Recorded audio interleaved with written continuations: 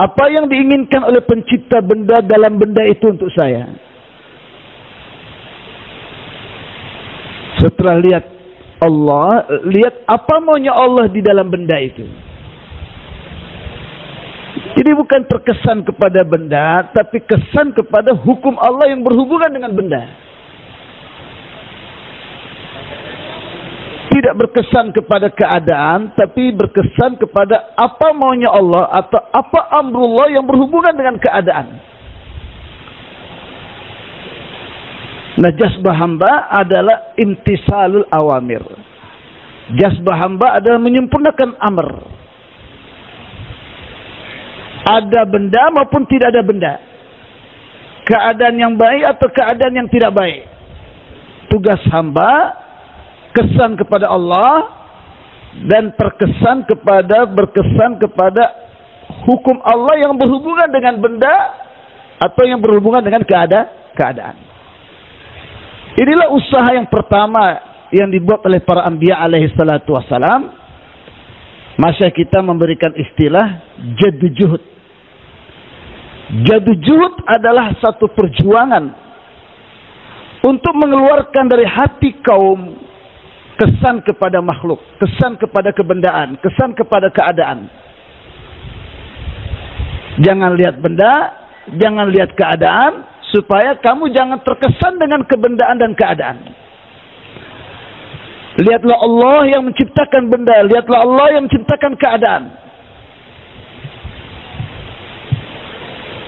Karena benda dan keadaan berubah-berubah, zat Allah tidak berubah. Dan hukum Allah tidak berubah, sedangkan benda dan keadaan berubah-berubah.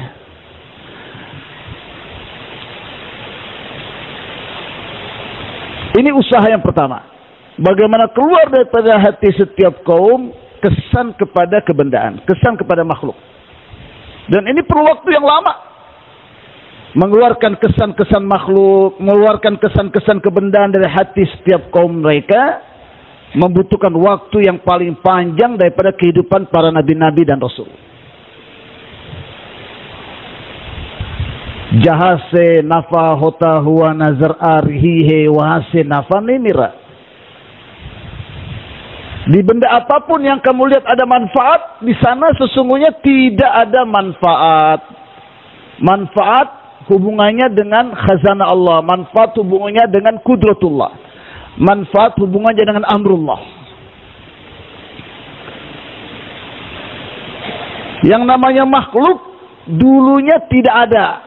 Apapun benda yang kamu lihat asalnya tidak ada. Dan dengan amrullah Allah ciptakan benda itu. Dan setiap benda, kandungannya, muatannya yang ada di dalam benda itu pun Allah yang ciptakan. Dan Allah kuasa mencabut muatan dan sifat dalam benda itu diletakkan di benda yang lain. Atau sifat keadaan yang ada dalam benda itu Allah tetapkan. Tetapi benda itu tidak bisa menggunakan sifat itu sekehendaknya. Muatan dalam benda itu penggunaannya mengikuti maunya Allah. Kadang Allah rubah zatnya, satu benda kepada benda yang lain. Dari manusia jadi air mani, dari air mani jadi manusia, dari pohon jadi biji, dari biji jadi pohon, dari biji jadi akar, dari akar jadi tunas. Terkadang zatnya tetap, sifatnya yang Allah rubah. Air tidak menenggelamkan, pisau tidak lagi memotong. Anbiya alaihi salatu wassalam dengan dakwah iman, imaniyat, memahamkan kepada setiap kaumnya supaya jangan terkesan kepada kebendaan. Yang namanya benda kutsbinehi, tidak ada apa-apanya. Wujudnya bergantung kepada Allah. Manfaat dan madarat yang ada terkandung di dalam benda itu pun Allah yang letakkan. Milik Allah, dan mutasarrifnya pun Allah. Pengguna daripada sifat atau muatan dalam benda juga adalah Allah. Oleh itu jangan kamu terkesan kepada benda itu. Hendaknya kamu terkesan kepada pencipta benda itu. Lihat apa maunya Allah kepada dirimu dalam benda itu. Adanya benda bukan alamat kejayaan. Tidak adanya benda bukan alamat kesengsaraan. Banyaknya benda bukan alamat kejayaan. Sedikitnya benda bukan alamat kegagalan. Kejayaan, kebahagiaan, kesengsaraan mutlak di tangan Allah Subhanahu wa taala.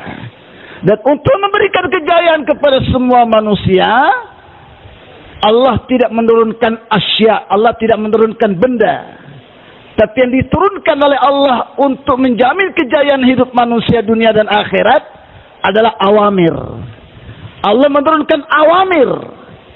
Awamir jamak dari amr.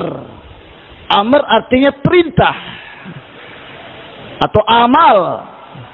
Allah Subhanahu wa taala hubungkan kebahagiaan manusia dengan amal, dengan awamir. Beserta awamir ada mawaid. Beserta awamir ada janji. Tapi beserta asya tidak ada janji Allah. Ini dakwah para anbiya alaihi salatu wassalam. Mengeluarkan kesan-kesan makhluk dari hati mereka. Dengan dakwah. Sehingga dengan dakwah membentuk keyakinan yang benar. Keluar keyakinan yang salah. Bahwasanya selain Allah, tanpa Allah tidak bisa berbuat apa-apa. Sedangkan Allah tanpa apa-apa kuasa buat apa saja. Setelah itu Anbiya alaihissalatu wassalam dudukkan mereka yang telah betul keyakinannya, didudukkan dalam majlis ta'lim fadail.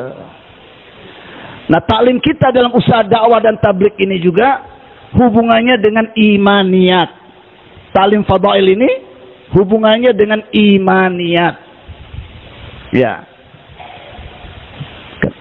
Ilmu terbagi dua, fadail dan masail. Taklim dalam program dakwah tablik kita hubungannya dengan fadail. Taklim masail adalah milik para alim-alim ulama. Masa kita huruf, masa kita dalam istima-istima, di makomi kita tekankan taklim fadail, karena taklim fadail ini hubungannya dengan imaniyat. Dan dakwah dan tablik ini ada tahrikul iman, usaha untuk mewujudkan hakikat iman. Oleh itu taklim yang kita adakan adalah taklim fadail. Keberadaan taklim fadail dengan masail seperti roda belakang dengan roda depan. Taklim fadail seperti roda belakang yang mendorong kendaraan ke depan. Demikian taklim fadail akan mendorong kita kepada amal. Sedangkan taklim masail seperti roda depan yang mengarahkan perjalanan kendaraan. Demikian taklim masail akan mengarahkan amalan kita benar apa tidak di sisi Allah Subhanahu wa taala. Olehnya itu, pertama adalah taklim fadail, menggerakkan kita kepada amal, menggairahkan kita kepada amal. Setelah itu baru dibenarkan arah perjalanannya. Hadirin jemaah sekalian yang dimuliakan Allah Subhanahu wa taala. Ta'lim fadail kita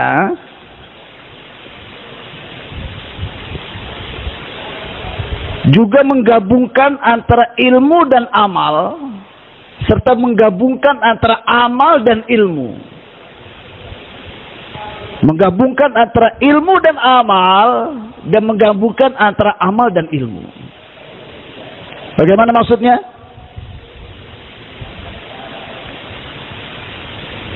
Hadis-hadis fadail yang kita baca, ini tujuannya adalah untuk menggairahkan kita beramal. Jadi hubungan taklim fadail kita dengan amal, bukan hafalan, tapi hubungannya dengan amal. Jadi semua ta'lim fadail yang dibacakan dalam kitab ini adalah untuk menggairahkan kita beramal, untuk memotivasi kita beramal, untuk mendorong kita beramal, untuk memompa kita beramal. Olehnya itu, tatkala kehidupan kita tidak ada hubungannya dengan amal yang kita sudah baca dalam kitab-kitab hadis fadail, berarti ada yang salah dalam ta'lim fadail kita. Kemudian saat kita beramal, itu dihubungkan dengan ilmu fadail. Saat kita beramal, tidak bisa lepas dari ilmu fadail. Contohnya begini. Ada orang ke masjid, rutinitas. Dari rumahnya dia pergi ke masjid. Rutinitas. Ada orang ke masjid, bistihdharil fadail. Keberangkatannya ke masjid dengan menghadirkan hadis-hadis fadail yang sudah dia baca. Seperti dia baca hadis, barang siapa mafhumnya, dia berwudu dari masjidnya, dia berwudu dari rumahnya, berwudu dari rumahnya, hadis mengatakan. Kemudian dia pergi ke masjid, maka satu langkahnya menggugurkan dosa, satu langkahnya akan memberikan satu pahala, dan satu langkahnya menaikkan derajatnya. Maka saat keberangkatan dia dari rumah ke masjid, satu langkah yang dia langkahkan, nampak hadis di depan matanya. Dan dia merasa gembira, karena satu langkah itu dosa digugurkan, satu langkah lagi pahala diberikan, dan satu langkah lagi dinaikkan derajatnya. Hadis yang dia baca dalam kitab fadail itu nampak di depan matanya. Inilah yang disebut dengan bistihdharil fadail, yaitu beramal dengan menghadirkan fadilah-fadilah di depan matanya. Dalam kehidupan Rasulullah SAW dan sahabatnya hadirin, hadis-hadis fadail ini begitu memasyarakat, sehingga sahabat semuanya ada wujud kegairahan dalam amal. Dan amal yang mereka kerjakan, mereka merasakan satu nilai kenikmatan yang luar biasa. Rasa kelezatan di dalam amal. Suatu ketika hadirin, Rasulullah SAW bertamu ke rumah sahabat. Assalamualaikum. Pintu diketuk. Tidak ada jawaban. Mulailah Nabi mengutuk kali kedua. Assalamualaikum warahmatullah. Tidak ada jawaban. Tatkala yang ketiga kali diketuk. Assalamualaikum warahmatullahi wabarakatuh. Tidak ada jawaban juga. Maka Nabi meninggalkan rumah sahabat tadi.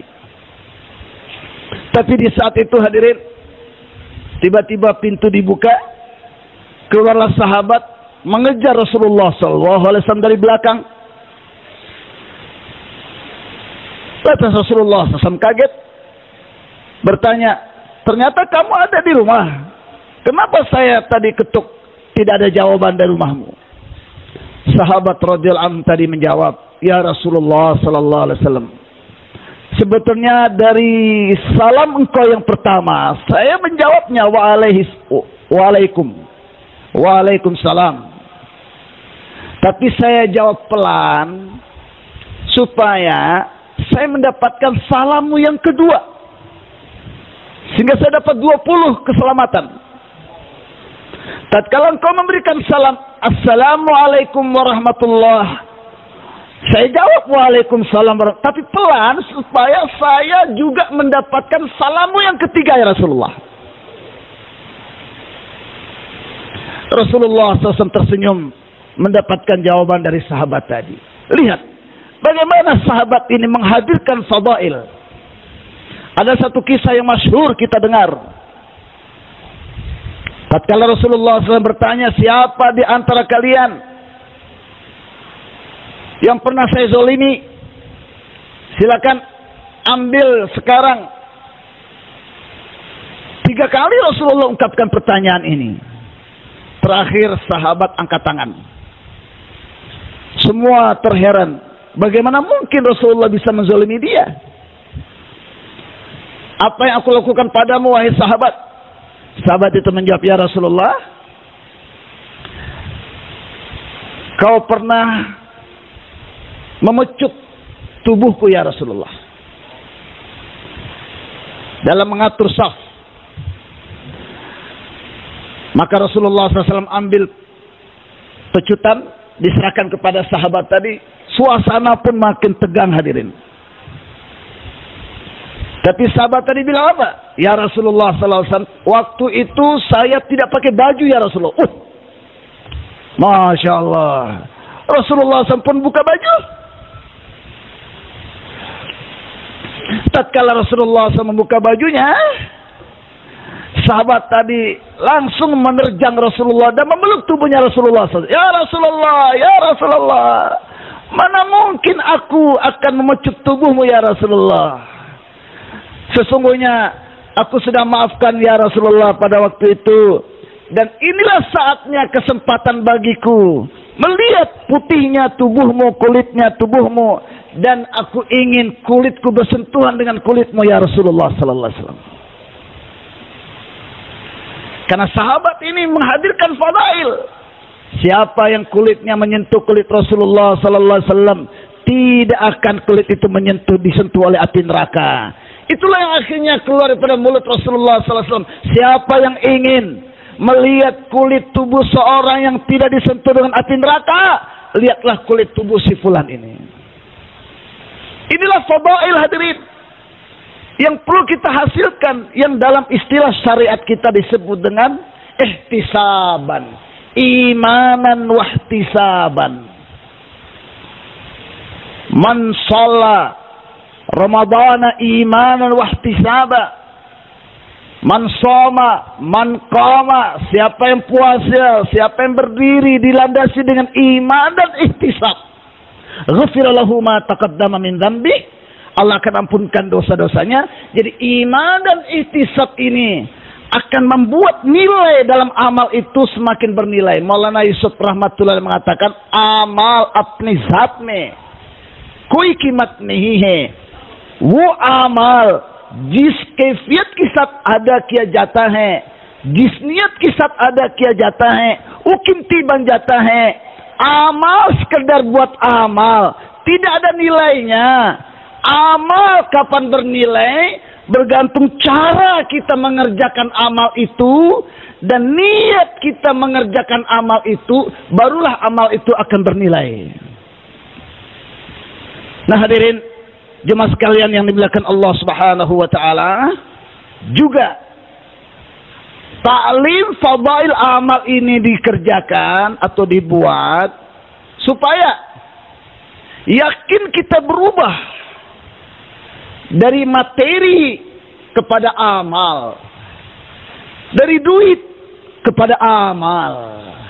Setelah ta'lim, keyakinan kita kepada harta yang dapat menunaikan hajat kita keluar dari hati kita. Setelah ta'lim, muncul yakin kita dengan amal masalah selesai. Dengan amal hajat saya selesai.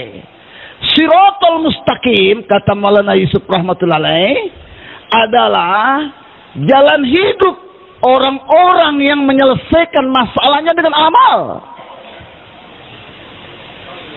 Jadi kalau kita masih melihat duit dapat menyelesaikan masalah, berarti kita masih di jalan maghdubi alaihim, jalan orang-orang yang dimurkai.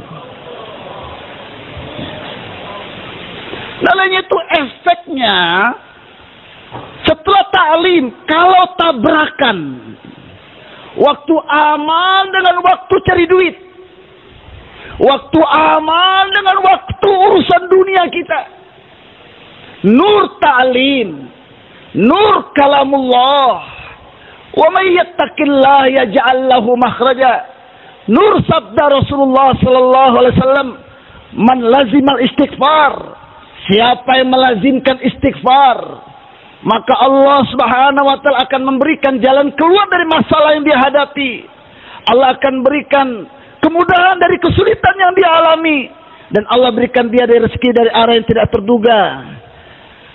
Tatkala tabrakan, beradu, waktu amal, waktu dakwah dengan urusan dunia, waktu ta'lim dengan takaza-takaza dunia, waktu ibadah zikir dengan takaza-takaza dunia, waktu perkhidmatan melayani kehidupan manusia dengan takaza memenuhi keperluan diri kita sendiri, nur kalamullah dan sabda Rasulullah SAW kalau masuk di dalam hati kita, dengan mudahnya kita dahulukan taklim, dahulukan dakwah, dahulukan 2,5 jam, dahulukan hisab 3 hari, dahulukan hisab 40 hari, dahulukan malam markas, dan dengan mudahnya kita tinggalkan keperluan-keperluan duniawi kita.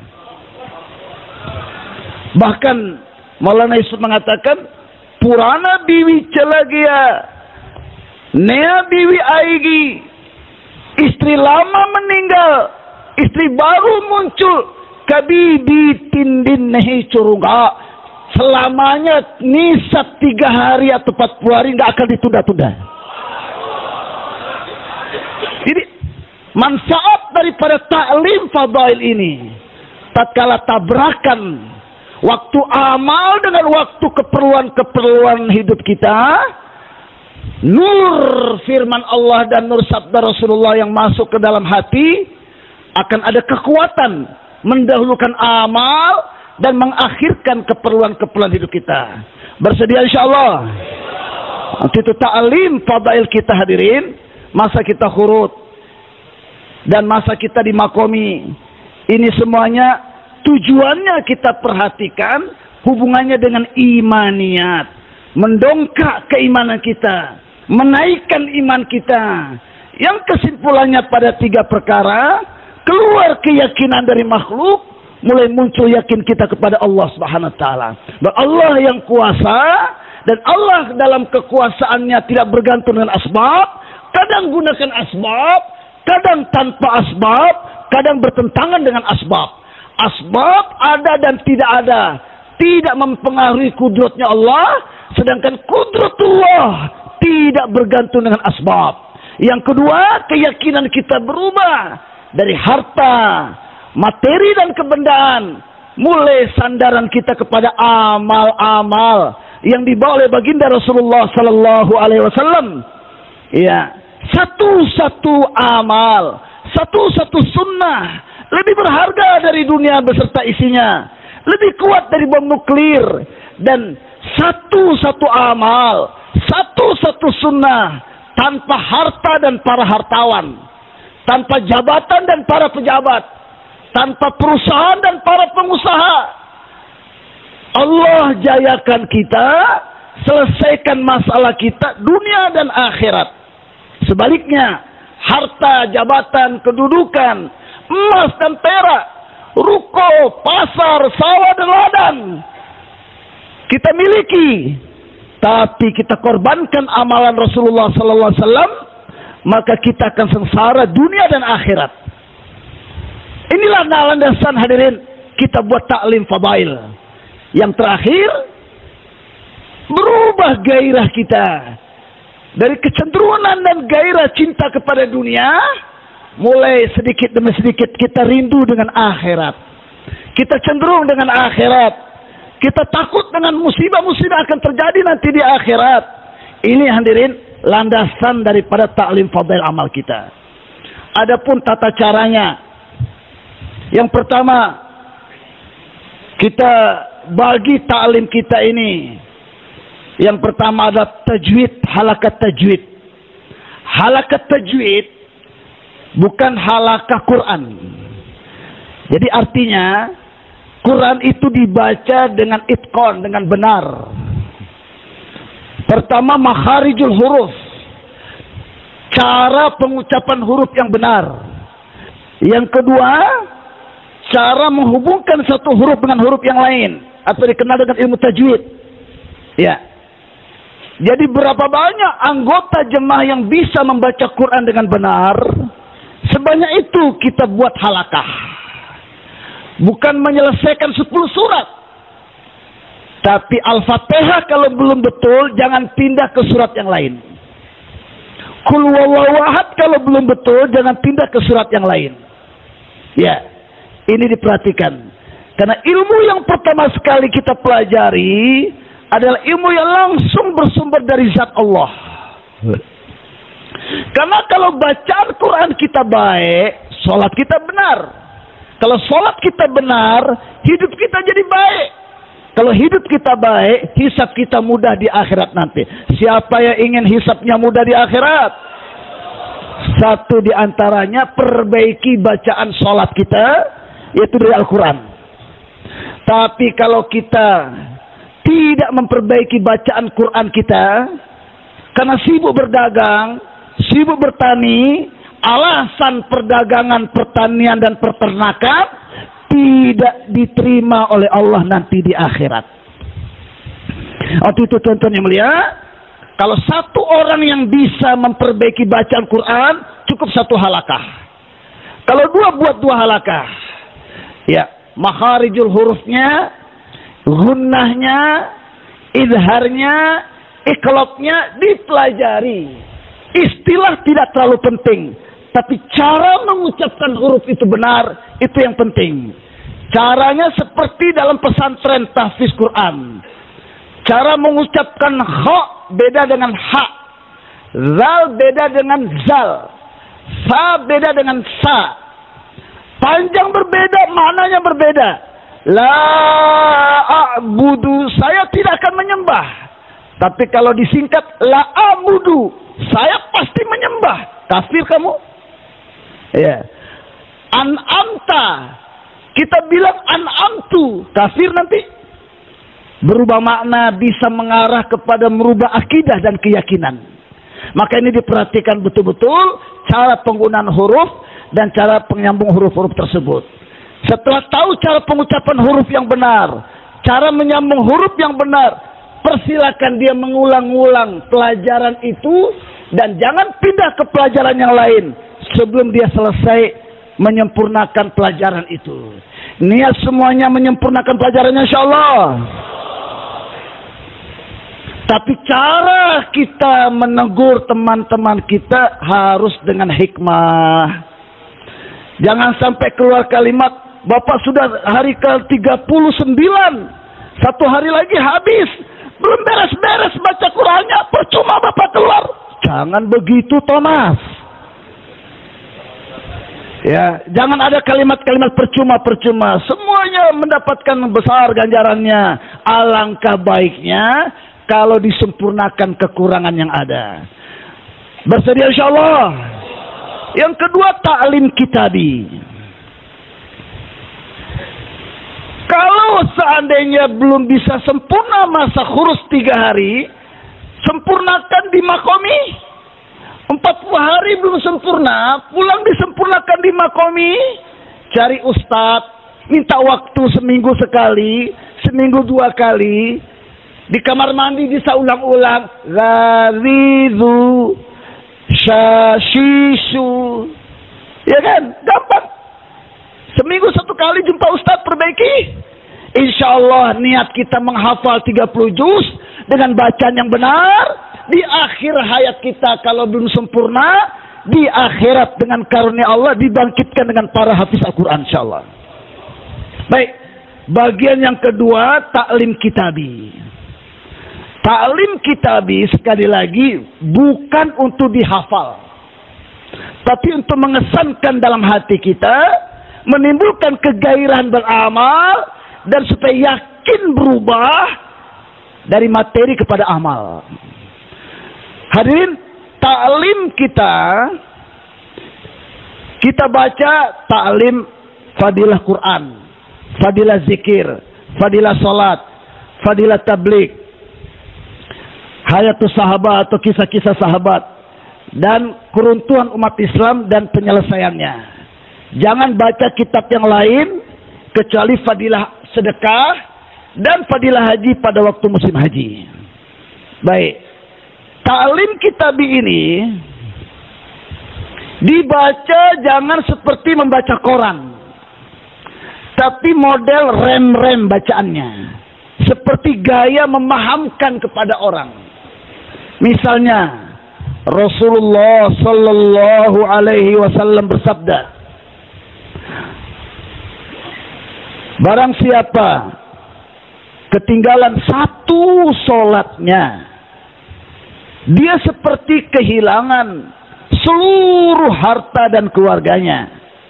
Rasulullah sallallahu alaihi wasallam bersabda, barang siapa kehilangan satu solatnya, dia seperti kehilangan seluruh harta dan keluarganya.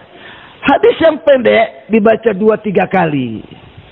Seperti itu. Seperti pola rem-rem. Jangan baca seperti baca koran. Dan juga kita lihat orang-orang di depan kita. Jangan lihat buku terus. Tahu-tahu yang tadinya 10 tinggal 2 orang, kita tidak tahu. Yang 2 orang pun dua-duanya tidur. Yang satu ngiler lagi. Jadi kita lihat ke arah kitab dan kita lihat ke arah teman. Dan teman kita lihat kepada kita atau kepada buku. Ya. Jangan disuruh mereka menghafal hadis tadi. Ini ta'lim bukan untuk menghafal. Ya. Kemudian dalam ta'lim kita ada jaulah ta'lim. Ada jaulah ta'lim. Kita kirim jaulah ta'lim 5 menit. Ta'lim yang kita buat, tuan-tuan yang dimuliakan Allah Subhanahu wa taala, 1 bab, 1-2 hadis dibaca, pindah kepada hadis yang lain. Ya. Yang tidak bisa membaca dengan benar, bukan ustaz atau tidak terbiasa, jangan dipaksakan karena merubah makna. Berubah makna. Ya, ini diperhatikan baik-baik. Kemudian teman-teman lihat, tidak ada cara menyuruh teman-teman kita mengulang apa hadis yang sudah kita baca tadi. Tidak. Tidak ada tuntutan untuk menghafal hadis itu. Tapi dengan berulang-ulang kita dengar, berulang-ulang kita dengar, insya Allah kita akan memahami maksud daripada hadis tadi. Walaupun kita tidak menghafal, bahkan dengan karunia Allah pun ada di antara kita yang dapat menghafal hadis itu, tapi bukan tujuannya menghafal hadis. Demikianlah hadirin, cara kita membaca ta'lim kitabi seperti ini. Adapun adab-adabnya tentunya kita sholat hajat 2 rakaat. Bila waktu kita memungkinkan, kita doa agar kita diberi taufik oleh Allah, duduk dalam majlis ta'lim fadail seperti Nabi dan sahabat duduk dalam ta'lim fadail. Ya. Minta agar 6 sifat kita bisa wujudkan dalam ta'lim. Yaitu ta'lim yang kita sedang duduk dengan yakin yang benar kepada Allah. Bahwa semua masalah saya, semua hajat saya tidak ada hubungannya dengan kantor, tidak ada hubungannya dengan sawah dan ladang, tidak ada hubungannya dengan toko saya, tapi hubungan hajat dan masalah rumah tangga saya dengan kudrat dan khazanahnya Allah. Dan Allah tidak pernah berjanji dengan materi dan kebendaan. Allah berjanji dengan awamir. Ta'lim adalah satu daripada awamirullah. Apabila saya duduk dalam ta'lim dengan cara dan adab yang dicontohkan oleh Rasulullah sallallahu alaihi wasallam, dengan hati tawajuh kepada Allah, merasa dilihat oleh Allah, diawasi oleh Allah, maka Allah ridho dengan saya. Dengan duduknya ta'lim seperti ini, Allah selesaikan masalah saya, Allah tunaikan hajat saya, Allah selesaikan utang-utang saya, Allah jayakan saya dunia dan akhirat. Tapi saya duduk dalam ta'lim bukan supaya utang-utang saya terbayar, saya duduk dalam ta'lim bukan supaya hajat saya terpenuhi, bukan saya bisa kawin, bukan saya bisa punya rumah, tapi saya duduk dalam ta'lim semata-mata agar Allah ridho dengan saya, Allah suka dengan saya, Allah senang dengan saya, ikhlas. Olehnya itu Allah akan ridho dengan saya, Allah akan suka dengan saya kalau saya duduk dalam ta'lim dengan mujahadah. Mujahadahnya mata, jangan lihat ke kanan dan ke kiri.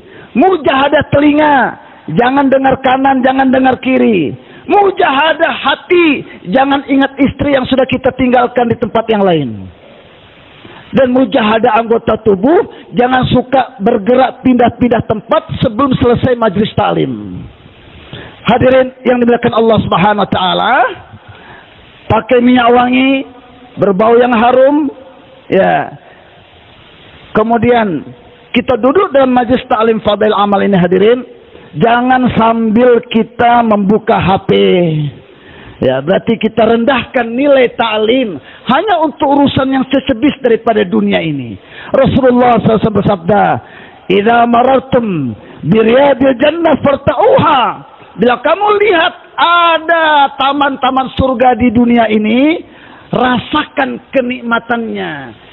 Kalau kita tidak merasa nikmat di dalam taklim fadail, kalau kita tidak merasa nikmat di dalam taklim, masih membuka HP, masih lihat kanan dan kiri, atau melihat apa yang dalam HP, berarti kita tidak bisa merasakan nikmatnya surga di dunia. Kalau kita tidak bisa merasakan nikmat surga di dunia, jangan mimpi siang bolong bisa nikmat masuk surganya Allah di akhirat nanti. Niat taklim tidak buka HP insyaallah. Setelah itu taklim 6 sifat. Ini bukan untuk supaya kita bisa bayan, tapi 6 sifat untuk kita pelajari, bawa dalam kehidupan kita, sehingga kita mudah mengamalkan agama yang sempurna. Jangan lupa setelah 6 sifat, yang ketujuh sebetulnya adalah tarku ma la ya'ni, meninggalkan yang tidak ada manfaat. Selain 6 poin ini tidak ada manfaatnya, jangan dibicarakan di mana-mana.